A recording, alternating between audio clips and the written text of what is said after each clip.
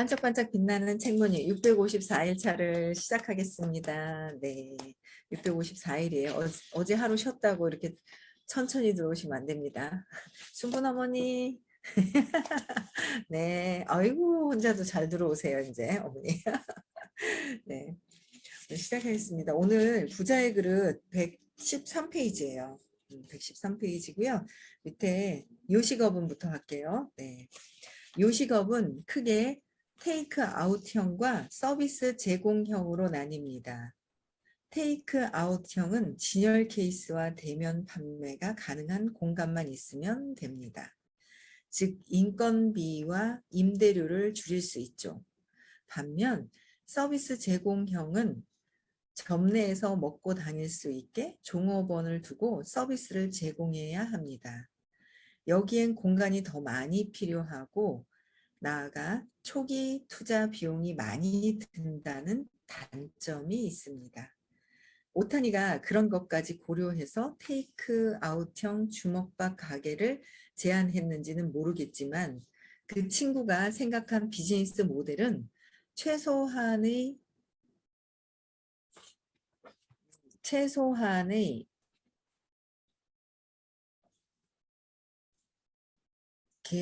개점 자금으로도 가능하다는 점에 있어서만큼은 합리적이었습니다. 그 무렵 저와 오타니는 매일같이 만났습니다. 이 1년의 준비 기간이 우리의 10년을 결정한다. 오타니는 자신보다 더 열심히 업계 연구에 매진하는 저를 보고 만족스러워했던 것 같습니다. 본인은 사람을 보는 눈이 있다며 틈만 나면 제 칭찬을 했거든요.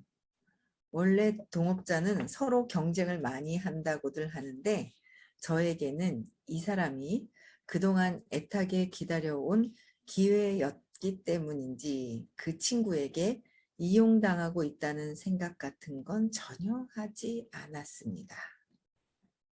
보통 보면 서로 경쟁을 많이 한다고 하죠. 근데 이 친구는 계속 칭찬을 했대요. 근데 그거를 이제 구분할 수가 있어야 되는데, 그렇죠? 경쟁하는 마음이 보편적으로 경쟁을 하면서 사는 것 같아요. 그렇지 않아요? 여러분들 누가 잘 되면 어머 너무 잘 됐다 이래요? 안 그렇죠? 속에 어머 너무 잘 됐다 이러면서 속에서는 있잖아요. 어이씨 내가 돼야 되는데 제가 됐어 씨 아씨 하면서 이런 마음이 조금씩 있잖아요. 있더라고요. 이런 거를 이제 의식 아카데미 수업을 들으면서 이런 마음을 다 내려놔야 되더라고요. 근데 이제 이런 마음이 있더라고요. 경쟁하려고 하고 이기려고 하는 그런 마음이 있더라니까요. 있는지 없는지 보세요. 여러분도 없는 것 같죠?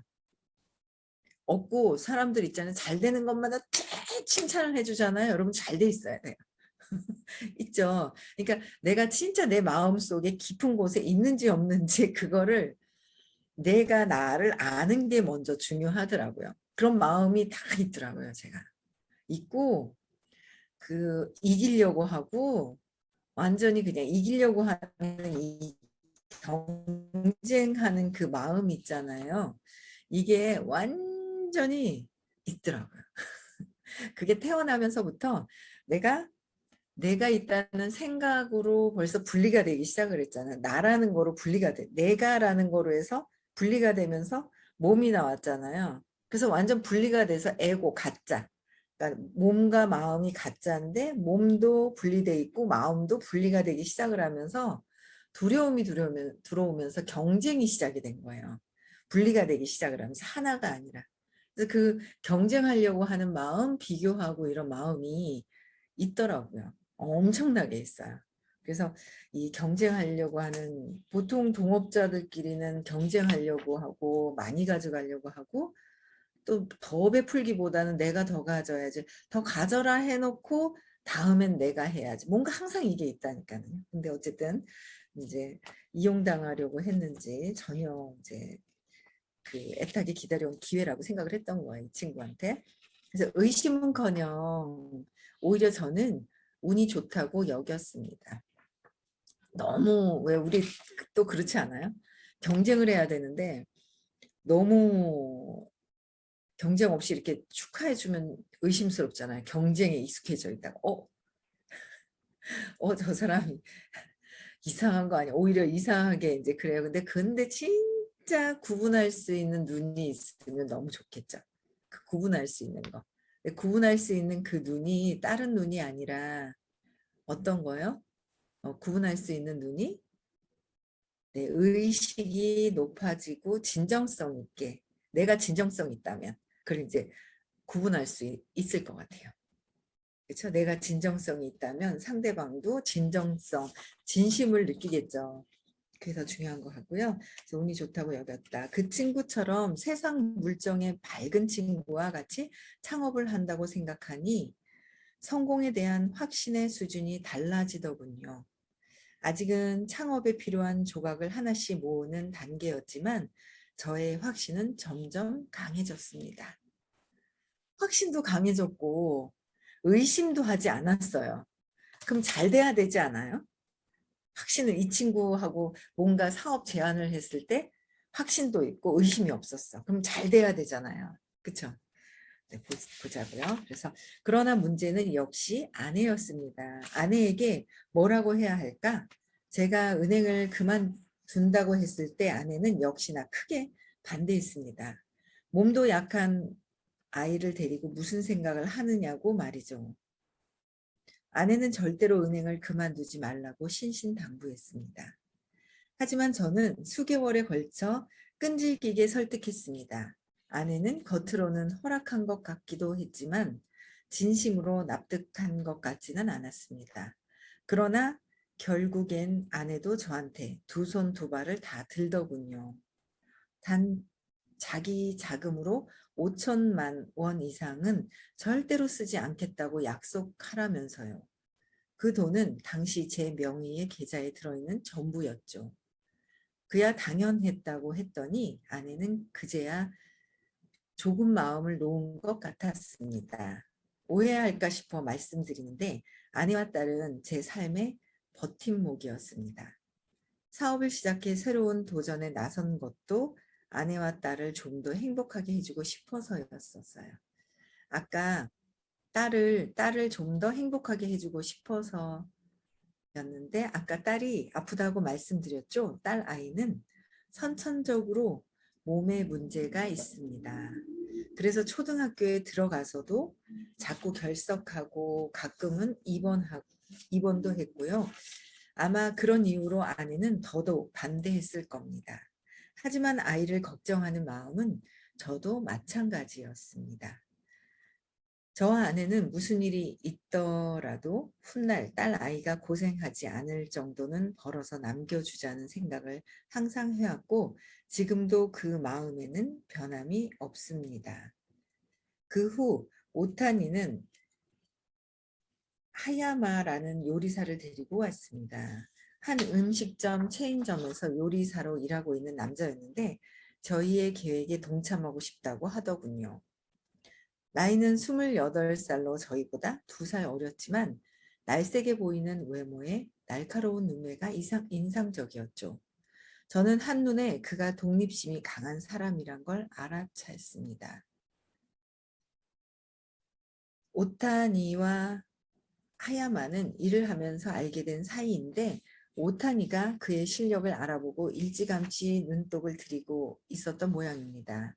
이전에 그 친구가 말했던 최고의 인재가 바로 하야마였던 것 같습니다. 본래는 오타니가 끈질기게 설득해서 데리고 온 것이었겠지만 하야마토는 나름대로 자신의 커리어를 생각하고 결정한 것이라고 했습니다.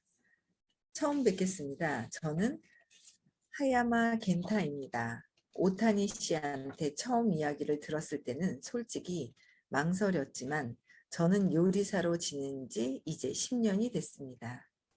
예전 가게에서는 매니저도 했었고요. 지금 있는 체인점에서도 그런 대로 괜찮은 대우를 받고 있지만 이대로 계속해봤자 지역 매니저로 끝날 게 훤히 보이더군요.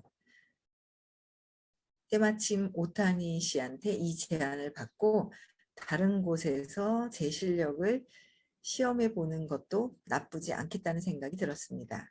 음식 브랜드를 창조하는 비전을 이루는 일에 저도 끼워 주십시오. 마이 스토리라고 하죠. 자기 스토리를 얘기를 하는 거예요. 네, 저는 하야마가 든든한 지원군이 되리라 직감했습니다. 여기 직감했대요. 이분은 확신했다. 의심을 하지 않았다. 일반적으로 봤을 때 확신이 들어야 되고 그 다음에 의심이 없어야 되고 직감을 탁 했답니다. 그렇죠? 음식의 맛을 위해서는 당연히 전문 요리사를 고용해야 한다고 생각하고 있었는데 하야마는 젊은 데다 야심까지 있으니 밑바닥부터 함께 시작하기에 딱 적합한 사람이었죠. 저는 새로운 음식 브랜드 체인점을 만들어가는 데 있어 그가 최고의 적임자라 판단했고 그를 고용하는데 주저할 이유가 전혀 없었습니다. 개업 예정일까지 6개월이 남은 상태였기 때문에 우리는 하야마에게 사정을 말하며 기본금을 낮게 책정하는 대신 매출에 따라 인센티브를 주겠다고 제안했습니다. 그도 그 조건을 수락했고요. 개업 6개월 전부터 러닝 코스트가 들어가는 건 부담됐지만 꼭 필요한 경비라고 생각했습니다. 그리고 그때부터 본격적으로 메뉴 개발에 들어갔습니다. 저희 꿈이 단숨에 현실이 되는 순간이었죠.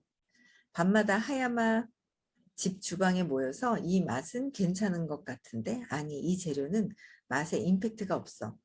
이렇게 여러 가지 의견을 나누며 콘셉트를 정하기 위해 셋이서 머리를 모았습니다. 그러니까 고급 노선을 취하려면 포장에도 신경 써야 하잖아.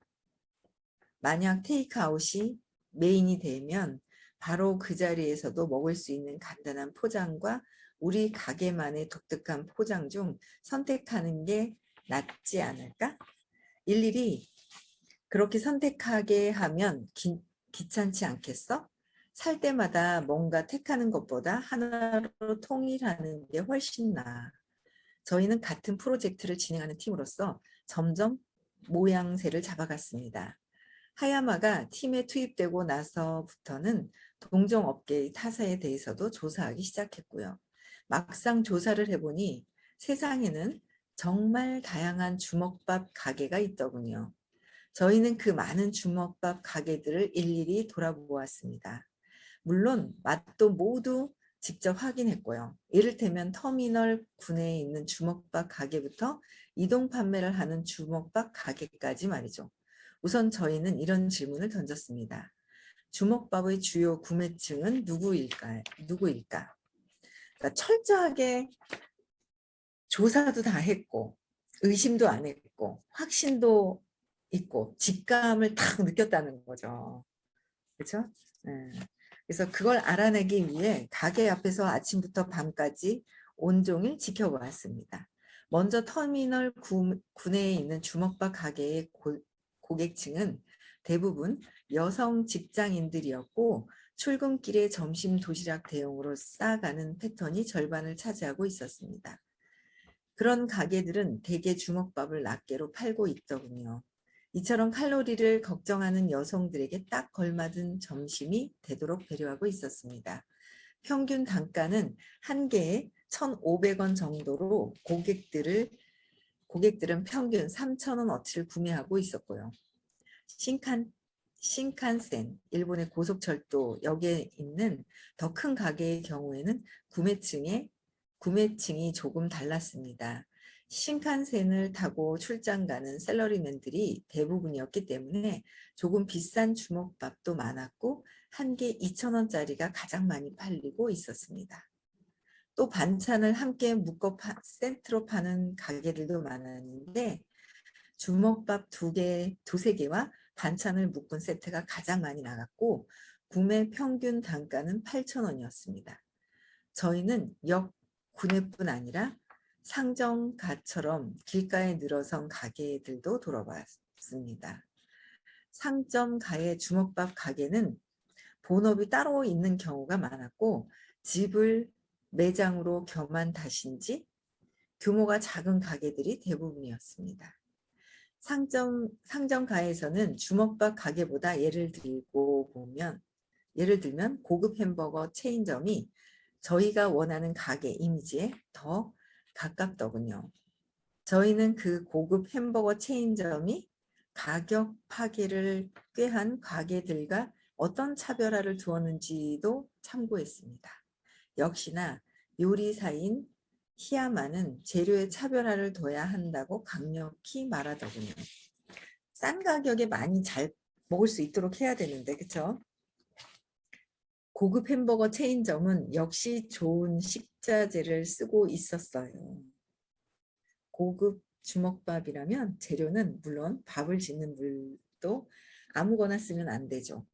처음에는 매장에 하나뿐이니까 할 수 있는 건 모두 다 해봅시다.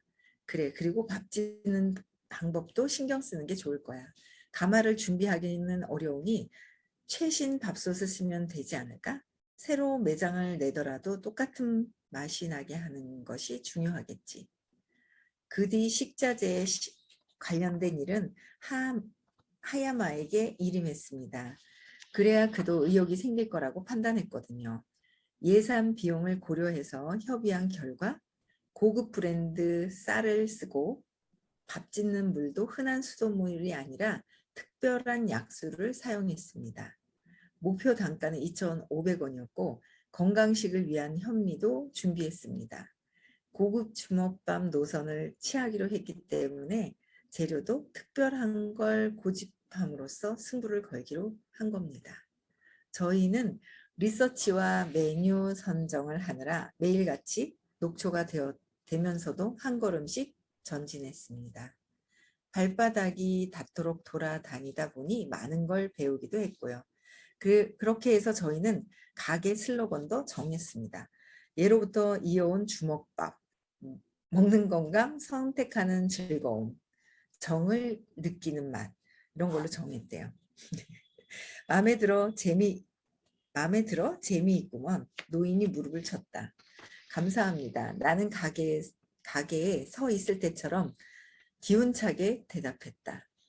어쩌면 그때가 가장 즐거웠던 시절 같습니다. 은행을 그만둔 뒤라서 퇴직금을 갈아먹고 있긴 했지만 그릇이 내용물을 결정하는 거니까 거기에 시간을 들이는 건 중요한 일이야. 나는 노인의 말에 기뻐하며 이야기를 이어갔다. 네, 주먹밥 재료도 저희는 시간을 들여 개발했습니다.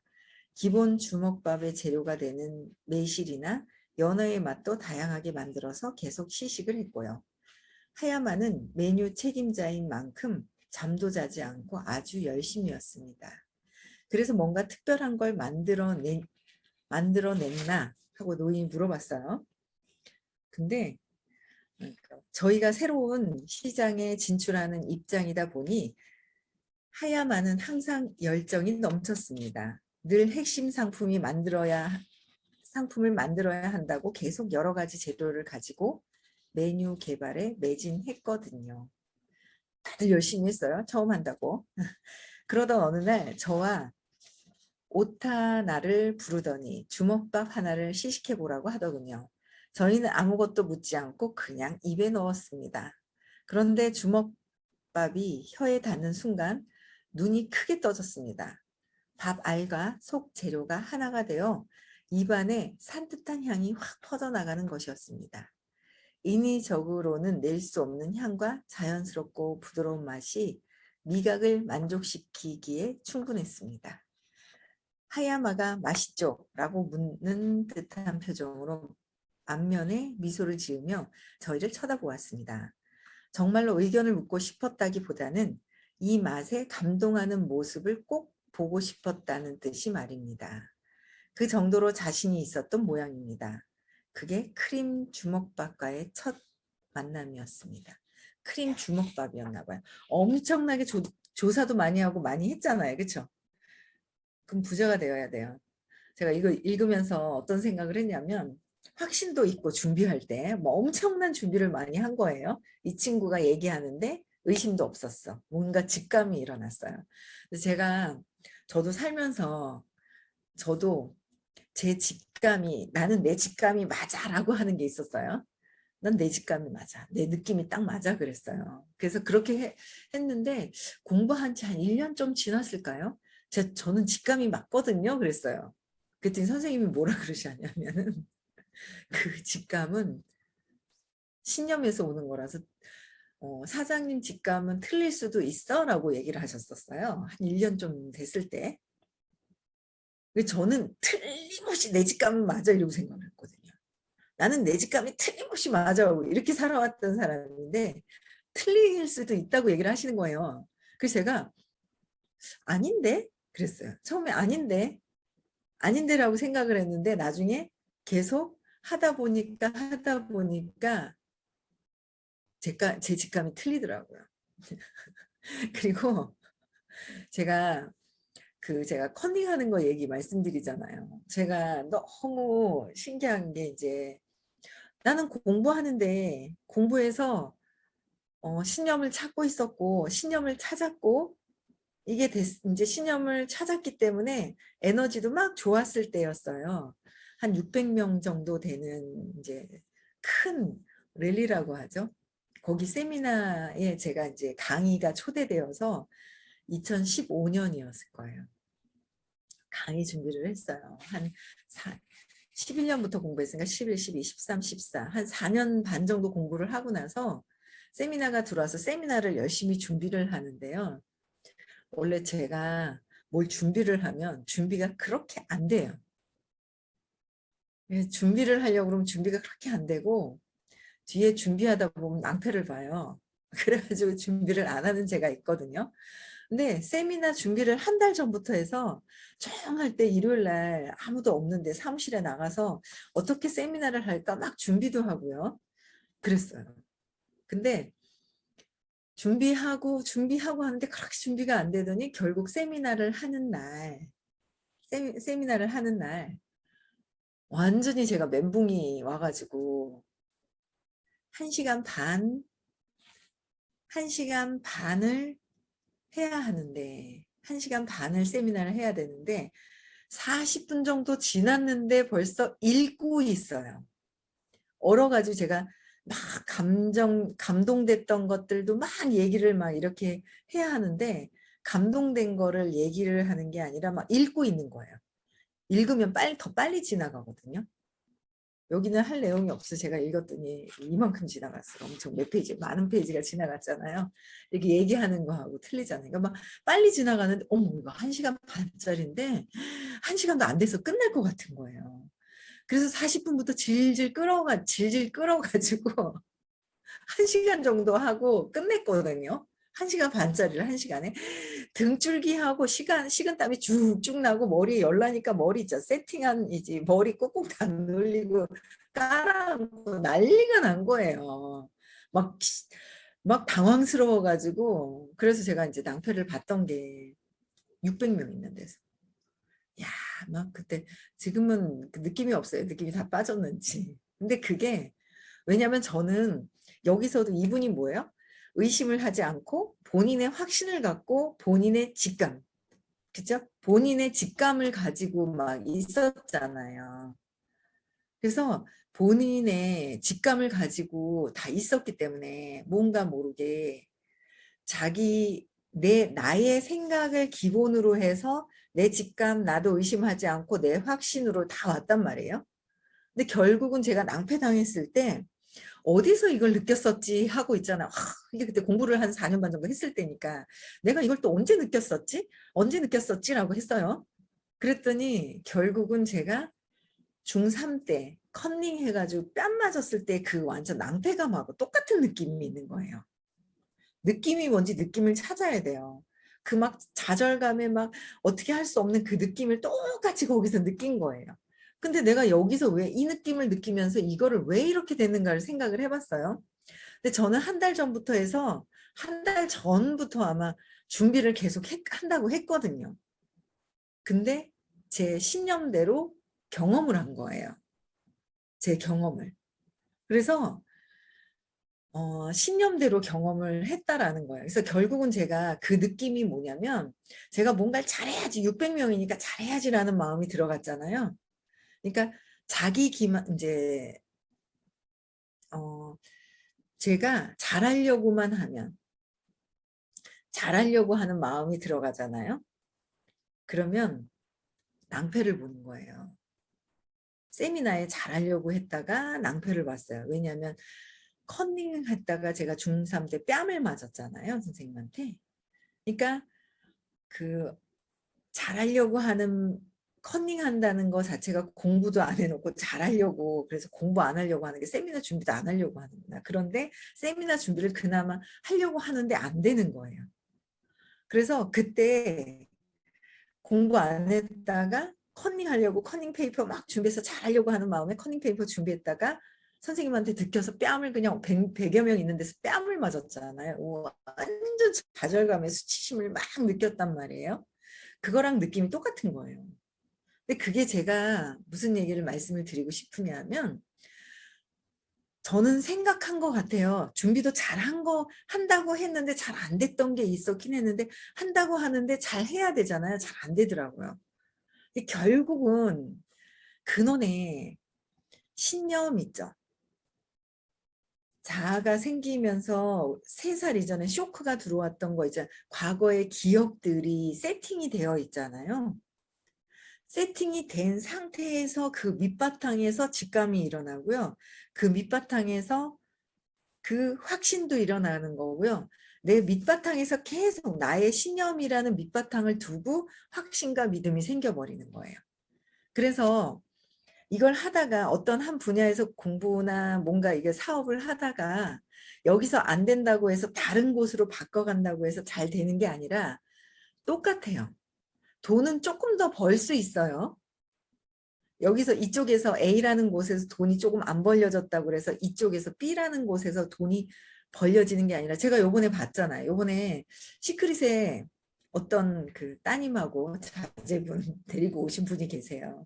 그분이 이제 제가 하는 일을 좀 하다가 자기가 여기서 돈이 안 된다고 생각을 한 거예요. 그래서 다른 데로 갔어요. 돈은 조금 벌었어요. 남아있는 거는. 여기도 돈이 없다? 여기선 또 돈이 벌긴 벌어졌는데 결국은 여기선 또 뭐예요? 돈이 없다는 거예요. 돈이 없다가 똑같이 나와요. 그러니까 내가 신념 체계가 잠재의식에 내 안에 막 들어가 있는 거 있잖아요. 잠재의식에 들어가 있는 게 이게 제대로 해결이 되지 않은 상태에서는 이거 하다 저거 하다 해도 똑같은 결과가 나온다는 거예요. 그래서 여기서 끝까지 의식 아카데미에서 여기서 끝까지 공부를 해서 3살 이전에 어떤 쇼크가 왔는지 과거에 기억하는 거를 기억이 나게 돼 있어요.